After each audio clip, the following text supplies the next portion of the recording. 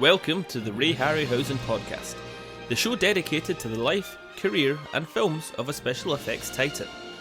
Join us as we host in-depth discussions about the work, influences and legacy of this uniquely talented filmmaker. Brought to you by the Ray and Diana Harryhausen Foundation, we will be delving into Ray's archive to bring a unique insight into his work, including exclusive audio from the man himself from our own archives. We will be joined by special guests for retrospectives, exclusive announcements and competitions.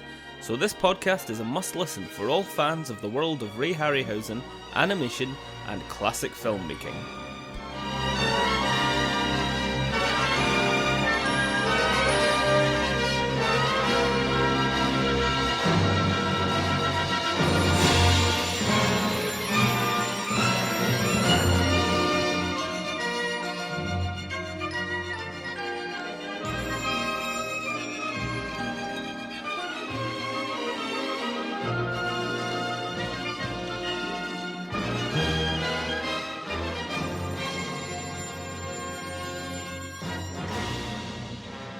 So hello, and today we are joined by a very special guest, Mr. Andy Gent from Arch Model Studio, winner of Best Commercial Film Animation in the 2022 Ray Harryhausen Awards for their film Save Ralph. Hello, Andy. Hello, everybody. Nice to see you all. And of course, we're joined as well by John Walsh, Foundation trustee, filmmaker and author. It's great, Andy, to be chatting to you today about Save Ralph and all of the work that you guys do at Arch Model Studio. And thanks very much for recapping on everything today. Could you just, as an introduction, would you tell us a little bit about your studio and its history and the kind of films you've worked on over the years? Yeah, of course. So my name's Andy Gent. We're here at Arch Model Studio. We set this particular incarnation up in 2015 to work on Wes Anderson's Isle of Dogs. But the name Arch Model Studio came from working at an older studio in Clapham, Dennis Russo's.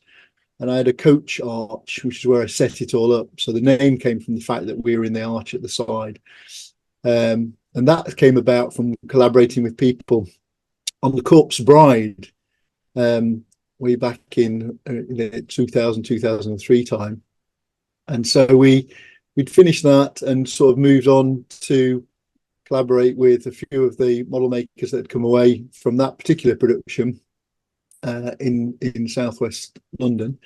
And then we slowly expanded into other railway arches and bits and pieces, working on the Grand Hotel Budapest, Fantastic Mr. Fox, Coraline, Max and Co over in Switzerland. So there's times in Switzerland, times in America on Coraline, and then Frankenweenie, and then Miss Peregrine's School for Peculiars, and then Isle of Dogs, and most recently Asteroid City and the wonderful stories of Henry Sugar.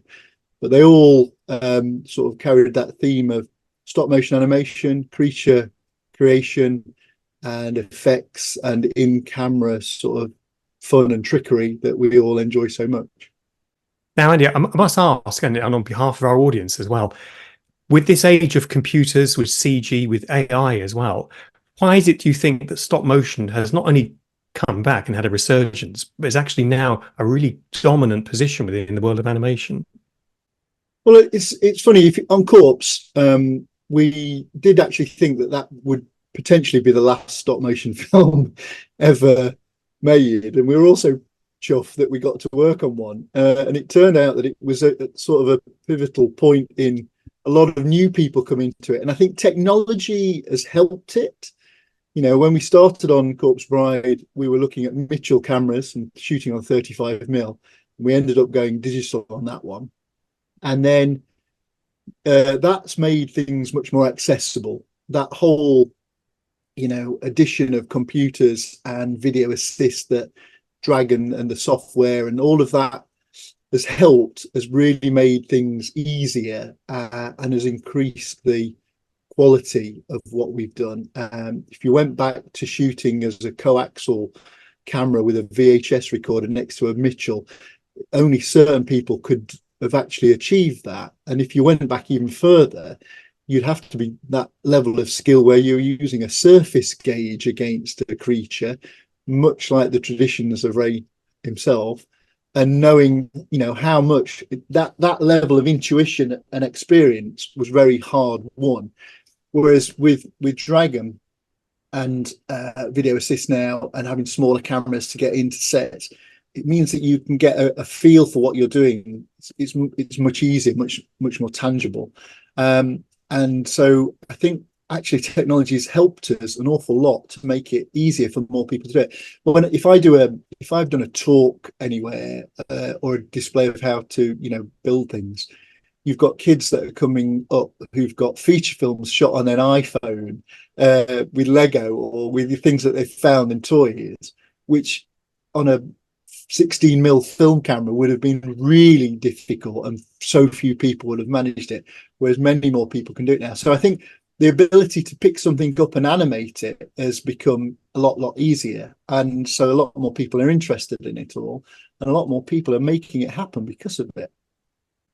It's interesting you mentioned the Mitchell camera, because Ray, of course, had his own Mitchell, and people use the Mitchell camera, of course, because you get a very straight gate. You could get a very reliable gate, so the frame wouldn't move. On live action features, it was important, particularly if you're doing animation as well, that there was no movement in the gate. And did you find Mitchell was the most reliable for that? Well, I think when I entered into this world of stop motion, that was standard. Everybody was still using that. There was no body using anything other than that.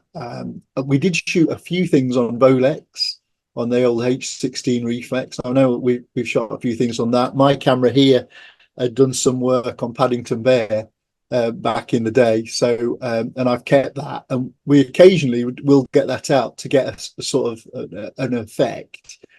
But the Mitchell was the go-to thing, and it was the most safe way of getting anything shot. But you still had that nervousness of waiting for things to come back from the baths the night before to then sit in front of it on a movie odor or whatever we were going to look at it back on and just go, is everything okay? Whereas now you don't have any of that wait. You don't have a courier standing by at 1 a.m. to take things over to the baths to get things back so everybody could carry on working the next day. Or I did one shoot at Ardman's with Peter Peak many years ago for Dairy Lee, and we had a shot that was, I think it was 3 weeks, and it was a locked off shot on a Mitchell, and we were shooting, and then we could take the film footage out and send it off in the hope that everything would have been okay. That's astonishing. I asked Ray about using a video assist, possibly on Clash of the Titans, because the technology was kind of there to do something with possibly pneumatic. And he said to me, oh, no, goodness. He said, I didn't need another plate to spin. And I said exactly what you said, because when I used to do a tiny amount of animation at film school, but I was mostly doing sort of live action stuff, waiting for rushes to come back and finding out they were flared or they bird nested or they were scratched. And I said to Ray, weren't you ever worried about how the rushes would turn out? He said he wasn't worried about how the sequence would turn out. But Charles Schneer, his producing partner, used to sometimes, unknowns to Ray, buy out-of-date stock and short ends, and so Ray, at a certain stage in his career, would directly deal with Kodak and make sure that the stock he got was the right speed and the right. And for people listening, that means in terms of lighting, how much light you need to put on the film, and also that sometimes Ray used to cut his own perforations as well. So. Wow. That was like, once he cut his own perfs and it was in a Mitchell, he thought, it's fine. It's amazing. I was very lucky many years ago to work on a commercial for Dairy Lee Dunkers, and it was Ray was consulting on it, and he came over to the studio, and the 2 days before we were prepping, it was shot as back projection in the finest traditions of putting it together in sort of Ray's world. And we'd done the footage out in Lanzarote, and we'd back projected the actress running in the wilderness, and we created the miniature mat line in front so that we could animate our dinosaur running up, and then the small rubber version of her coming up and being picked up, so we could combine everything. That was shot on a Mitchell at Peerless Cameras in Covent Garden, and we'd spent hours and hours and hours tracing this mat line to get it perfectly edged on. And Ray turned up and he said, well, that seems pretty good, guys, but I had to shoot so much and do it so quickly. He said, I used a long piece of bamboo with a piece of chalk on the end and looked through the eyes and traced it out with this sort of 10-foot rod against what he was working to. We were like, unbelievable. But again, it worked perfectly, and what a great solution to doing it, where you'd got, he was working and doing all these things, and it was just lovely to hear these stories and to get a sense of, wow, this is how he'd worked and how he'd managed to get things done to such amazing effect. So Ray used to use surface gauges, of course, when he was animating, and occasionally on some of the early classic films, Jason and the Argonauts and Seventh Voyage of Sinbad, those gauges are there. So they're in sort of flash frames and sequences. So they were taken out for the Blu-ray restorations and of course for the 4K. What's your view on that, Andy? Would you prefer to see a kind of a flash of a surface gauge, or would you prefer them to be perfected? Well, it's sort of a little bit of both. When we've done, one of the things that you see a lot of now is replacement faces. 3D printing technology is such that we can give a range of expressions by replacement animation. And when we worked on Coraline, the way the face was done was a split across the center of the eyes.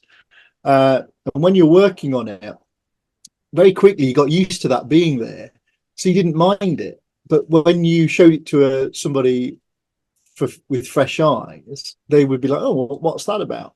But once you got into the story, you didn't question it anymore. And Wes did something similar with Fantastic Mr. Fox, where one of the first things you saw at the opening of the film was a very small scale puppet. And we were like, wow, we've got these amazing, full stop motion puppets. And he said, well, if people get used to it, then from the beginning, they accept it and they run with it. And you go, that's clever. And again, so if there was something that was in there and you were accepting of it, I have no problem with it at all.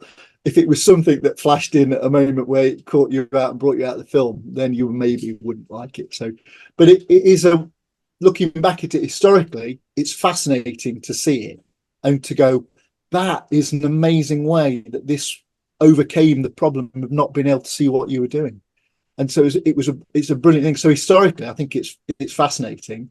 But now I think we probably would be less accepting of seeing it, if that makes sense. No, it does entirely. And just for people listening, Ray Harryhausen, of course, approved all of these changes. And when there was pegs on the boards as well, he approved those to be removed. And even the colorization of his black and white films, Ray kind of approved those. People ask us, why did you do that? We didn't. Ray agreed it, and Ray approved it as well. So in terms of we talked about rushes and things you'd get worried about if you were shooting on film.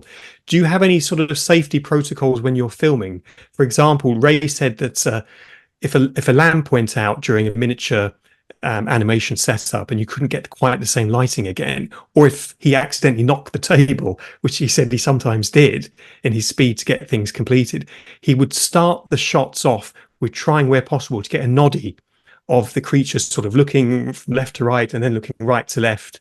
And we have some of those that have never been seen in films, such as Pegasus doing a bit of looking left to right and right to left.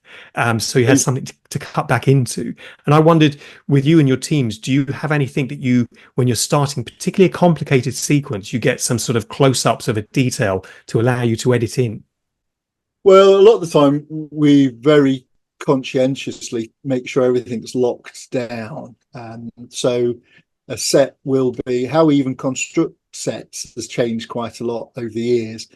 If you use a wooden set base, for example, so the decking's made out of wood, if it's a long shot, what you might find is that the wood dries or is affected by moisture. And then I've been on shoots even on big feature films where a set has not only dropped or risen up, but it's rotated.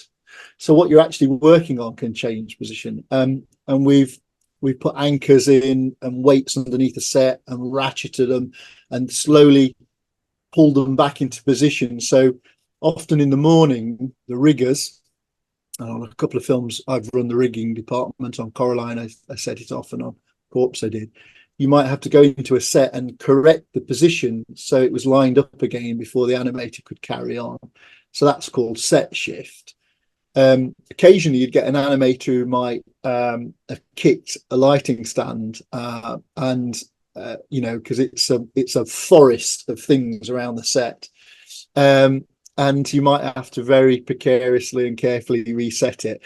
One of my favorite stories is an animator who was doing a very complicated shot on Corpse, and he kicked the camera tripod and just walked around to the other side and kicked it back from the other way and said, "I think we'll be okay."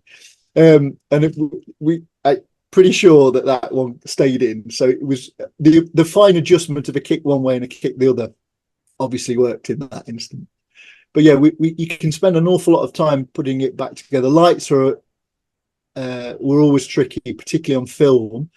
But again, it's a lot easier being able to see what's happened and correct it there and then, and not have to wait for rushes to come back and suspend everything while you're doing it. So a lot of those things we can manipulate back so we can see what we're doing. So technology again has helped us with a lot of those elements. Yeah, because of course Ray used to have to leave lamps on, so he had a practical light in the studio, but the lamps that were lighting a set in a particular way, and of course bulbs didn't last that long back in the day, and the color temperatures weren't reliable. So it's kind of like, and in the lab, there's only a certain degree of latitude you have when you're printing stuff up, and of course Charles Schneer, no disrespect to the great man, because without him there'd be no Harryhausen films. He was anxious about lab time and grading time, and because everything was charged per foot per minute, per penny per foot, and so on, as you know. So all of these frustrations that Ray Harryhausen had, I think people don't really talk about them, and lighting is so key. How do you match location lighting with the desktop lighting and so on? As you were talking about lighting there, I mean, the lighting on all the films you've worked on is beautiful, real cinematography. So you have to be a real sort of Vittorio Storaro in miniature form, don't you? Yeah, I mean, we're very lucky in where we entered. I mean, the world then, there's many more pitfalls to get it to look as good. And also, Ray's at the forefront. He's leading the way and working these things out. So you look back and going, right, we're managing to do what we're doing because we're standing on the shoulders of giants, and he's the giant. He's the guy that's actually brought all this in and works out with few references prior to him at all, and so the real genius of the work he's done enables us to look that little bit further. But we'd be lost without him for sure. And there are lots of things that they've worked out. I'm sure animators, and particularly their sort of cinematography on it, would be very beholden to the work that he's done.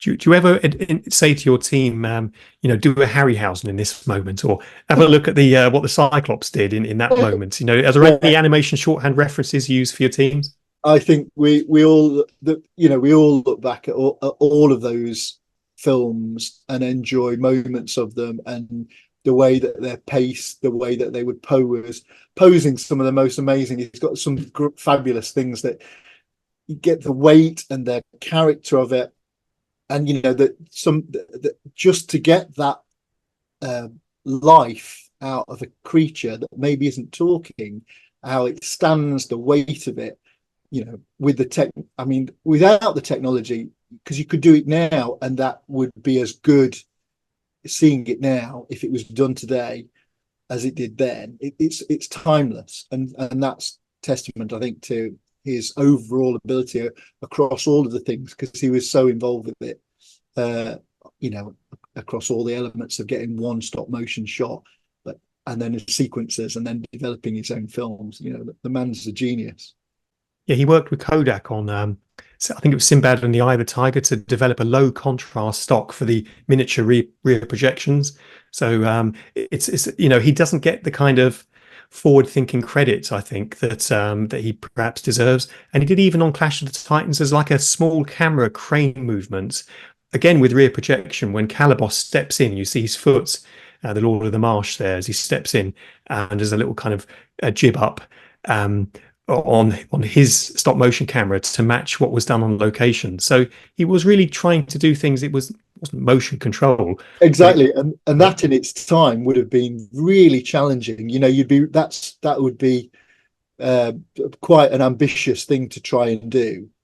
So you hear things like that and you go, wow, that's pretty terrifying thought to be doing with a big camera on set, trying to match things up to another move and put all of that together, and for it to work is outstanding.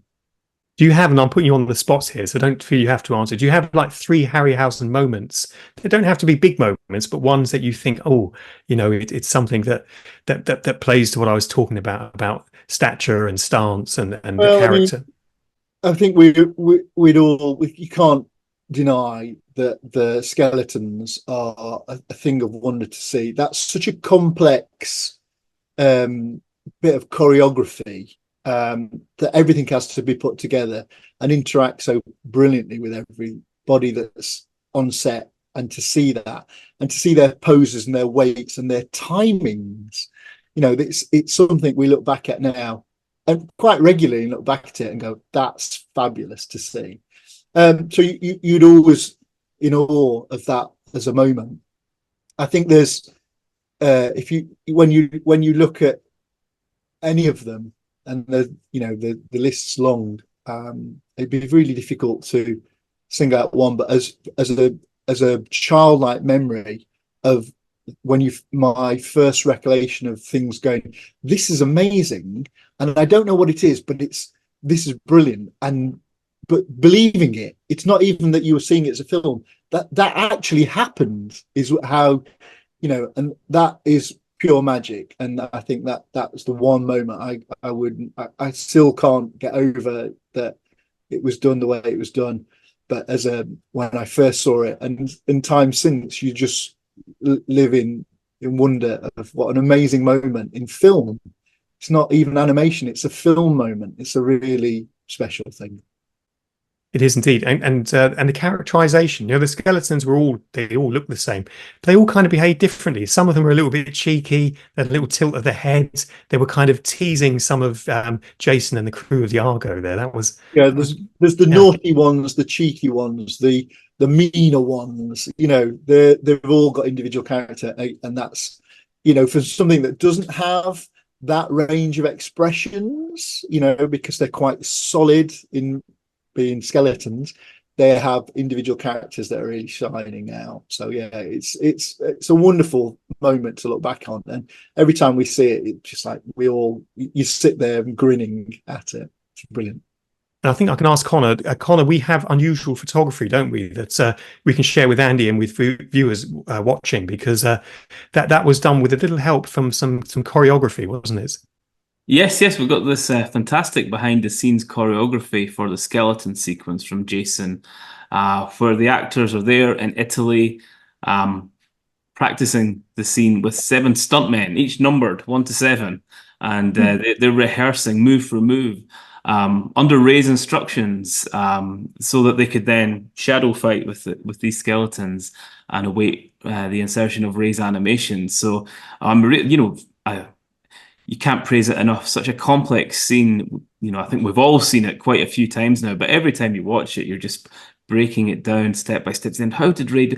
And something, I often think about is nobody was asking Ray to make it so complex. Nobody was asking him to do these difficult things. He was kind of setting himself his own personal challenge for excellence. And, what an incredible artistic triumph that sequence is.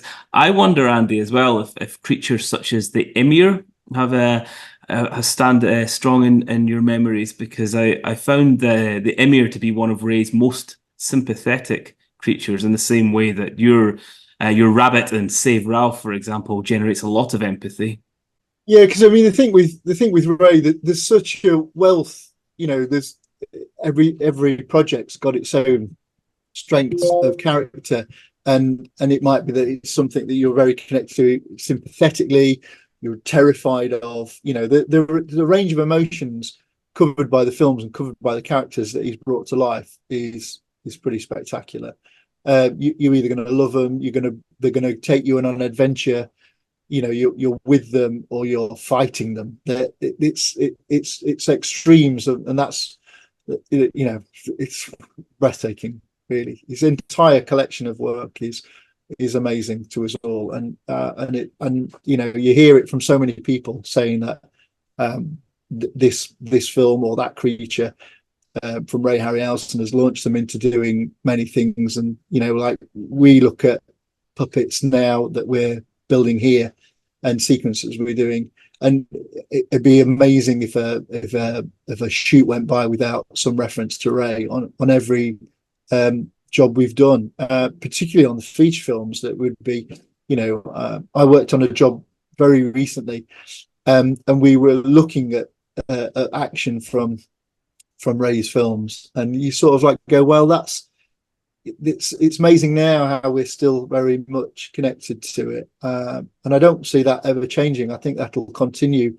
onwards because it's such a breathtaking achievement that he's done, and the quality is fabulous. It is, isn't it? The studios are still doing 4K reissues of Ray's films and other bigger films at the time that had color advertising and bigger newspaper adverts, not even getting scanned in 2K. With the well-known stars of the day who are no longer discussed and talked about. There was a time when Clark Gable was the world's biggest film star.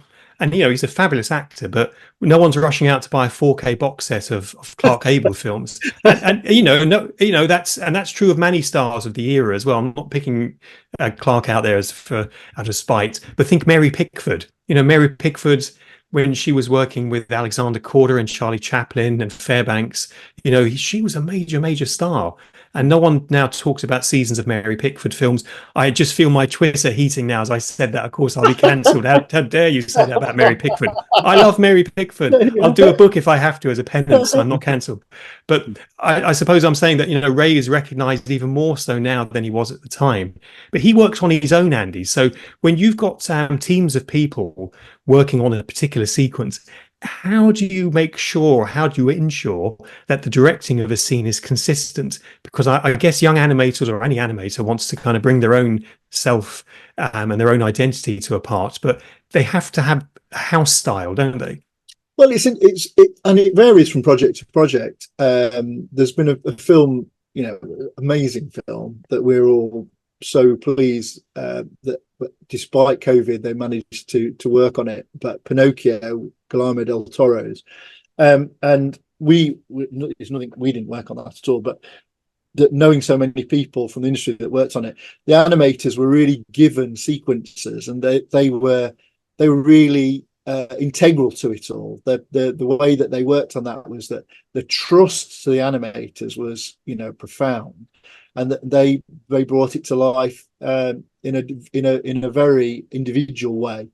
You might work on let's say on Fantastic Mr. Fox. You'll have an animation director that works with the director to help coach everything and get everything through, and that's quite common. So there'll be somebody looking after all of the animators to ensure the consistency of it.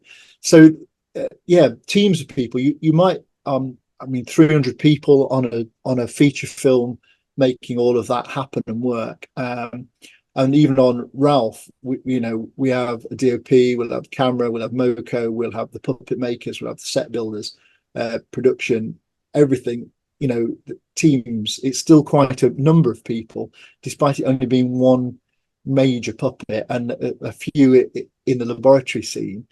But a lot of people came into contact with that, and you got to remember that Ray would have been making these things as well as filming them, and involved in all the processes on his own a lot of the time to get to that end result.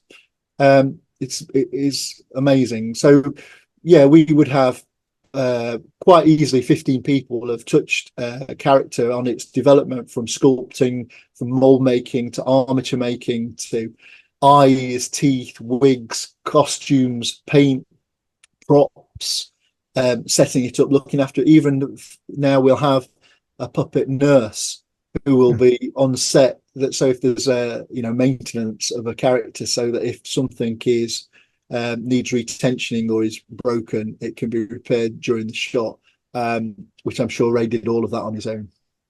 He did. No, he did. I think he had some help, but not much, because many of the people didn't know how to repair things, of course, Yeah. because he had expert sort of DOPs and cameramen and grips and so on. But I mean, if you're having a Pee Wee Dolly push from stage A to stage B, there you guys. But other than that, so on Clash of the Titans, Ray had Jim Danforth and Steve Archer work with him, because it was an enormous animation production schedule on that.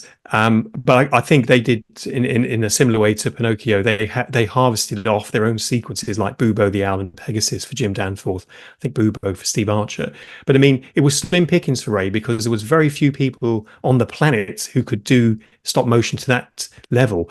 How is it for yourselves trying to source? Because you can't really have people training up on a film of the scales you work on. You really need people who are pedigree number one straight out the gate. Yeah, it is. I mean, it has changed from in the mid 90s when I started in stop motion.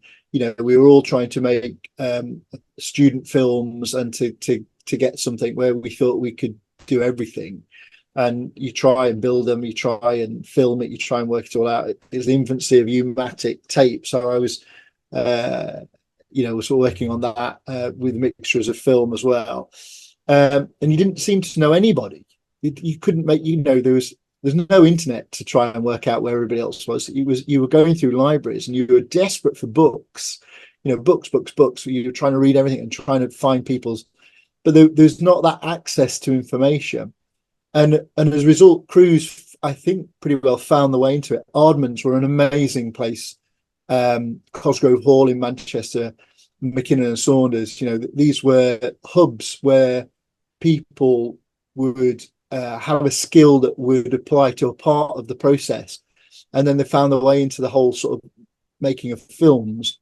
But because they survived and they made so many things, people went from job to job, and their experiences combined, and so that they got better and better. And like a college, you learn from each other, and if you're in a nice environment, you'd share how to do things.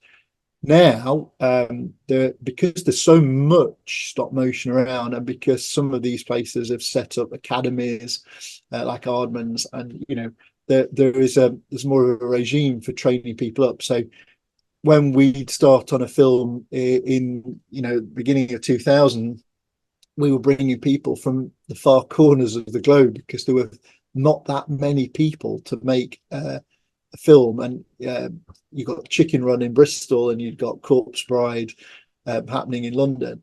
And so that was probably the world's population of stop motion people being brought together in one country. So if the UK sank, that would have been the end of the industry, because it would have been everybody'd have gone. But now, there's these hubs across the globe, because there's so many people involved, and there are amazing university courses. The National Film and Television School have got a fabulous course. John Lee runs. Aardman's. I think Aardman's. You've got to tip your hat to them, because they've been there, and so many people are involved because of them. McKinnon's and Cosgrove Hall, and then you've got. You've got Mexico, which is now training people up. You've got Portland, which has become this new super hub, where there's so many feature films being made at the same time, and a lot of people there have shared experience, and they push the boundaries of stop motion because of their the fabulous development processes that have happened at Leica. You've got an awful lot of work in Europe that's happening, and you've got the whole Eastern European. So there's stuff happening everywhere, and so you crewing up. The problem, there's a lot of people, and yes, you do try and train people up on films because, you know, we have internships and you get people in to do a spot of time working on something. And if there's a talent that you see, you'll try and harvest it and get them in. And over length of film, people can really, you know, push their stop motion, whether it's puppet making, set building, or animating skills.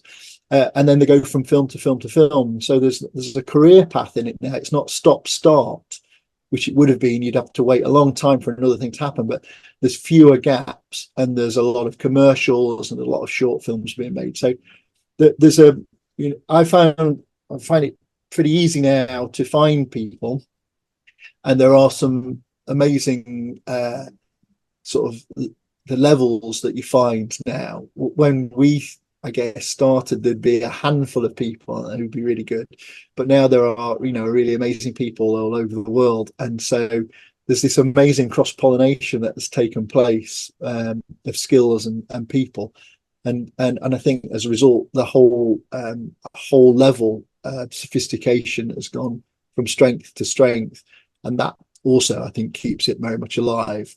Plus the fact that you've got people who are so keen on the medium, directors that really want to do stop motion because it's there, it's real.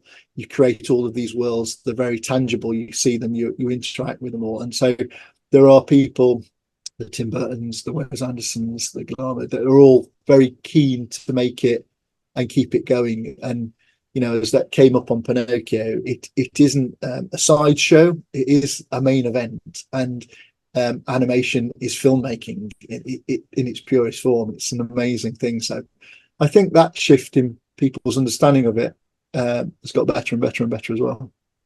Well, that brings us very nicely back round in our talk to the Harryhausen Awards, because one of the main reasons the foundation wanted to create the award was to recognise other people's work in animation. Of course, to talk about Ray's legacy and his working practices, but to try and unite people under an animation banner.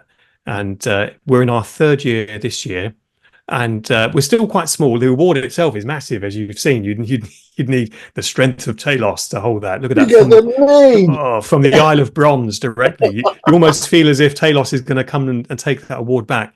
But yeah. It's something we wanted to do for a while, and we finally got there.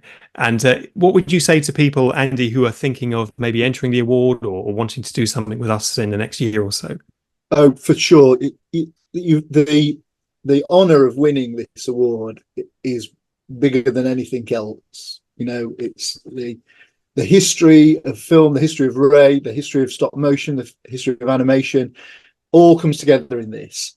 It's such a lovely combination of many parts that you'd be following in the steps of the giant himself. You know, it's a Herculean thing to make a film, and to do a film in stop motion is still a lovely medium to work in, and there are some amazing people, and it's a very friendly circus of people that travel around making these things, and that they would all share things, I'm sure, with each other to make it better and better. And this award, if you could cherry pick the one that you would want to win, I'm pretty sure it's the Ray Harryhausen Award. For us, it means everything.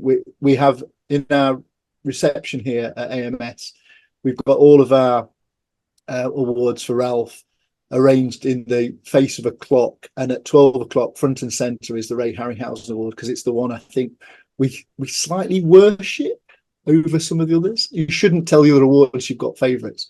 This one's our favourite. That's marvellous. Andy Gent, thank you so much for your time today and for insight into your wonderful world. Thank you very much.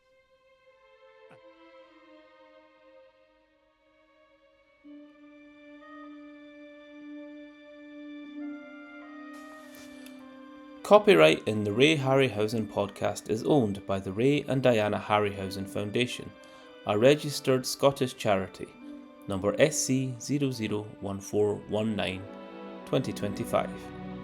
This recording may not be reproduced in whole or in part without written permission from the Foundation. The views expressed within these podcasts do not necessarily reflect those of the Foundation, its trustees or employee. For further terms and conditions, please contact us at rayharryhausen.com, where you can also find our social media links.